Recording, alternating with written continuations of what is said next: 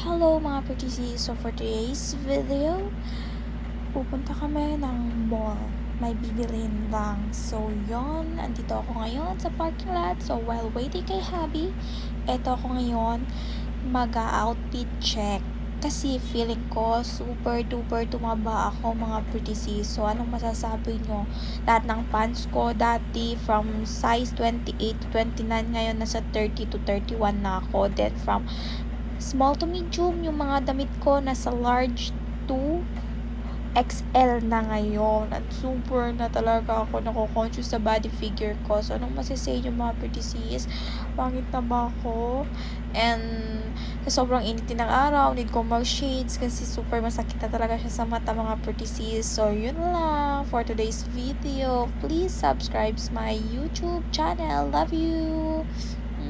Mwah!